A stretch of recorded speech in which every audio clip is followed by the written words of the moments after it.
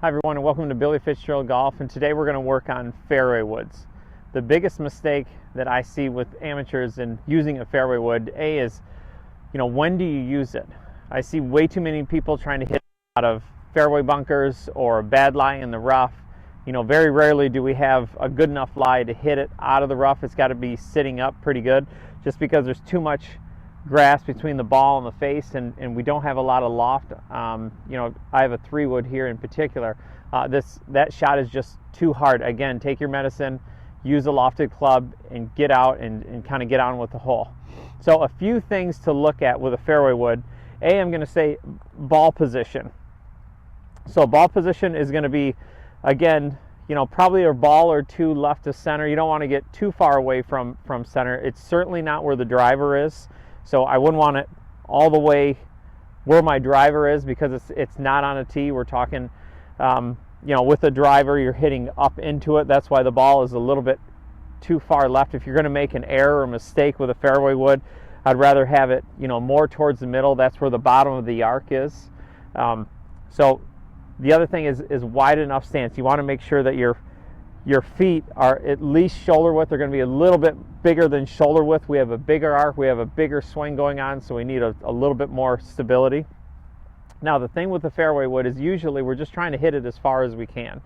There's not a lot of loft, so when you look down, you almost look like you have to help this 3-wood get up in the air. That's the absolute wrong thing to do. As soon as I try to lift this ball up, I'm going to miss the face. Let the face take care of the loft.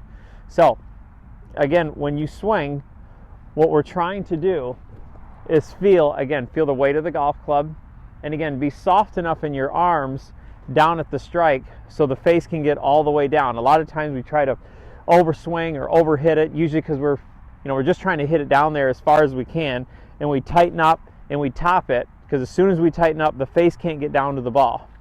So you almost want to feel like you're hitting a stock 7-iron. So when you swing, you're going to feel back and forth. So you're not trying to feel any more effort than you would with a 7-iron. Even though you're not looking, when you look down at it, there's not a lot of loft. You almost feel like you got to help it. Just, again, let the head take care of all of that. The other thing I would say is make a big enough shoulder turn. So when you swing back, make sure that your swing is big enough. So when I say big enough shoulder turn, that you almost want to feel like your right shoulder passes your left, or they at least get in line with each other. So if you swing back and your swing isn't long enough, or your turn isn't big enough, we've got all this golf club, it doesn't have anywhere to go on the way down. So especially with the longer clubs, we need to make sure that you get behind it. So again, I'll take some swings back, make sure I'm back further enough, and soft arms through the strike. I need to make sure that my arms are soft so the weight of the club and the head can get down there. So again, don't overswing. Feel like it's stock 7-iron. Don't try to help it. So again, ball's just left of center.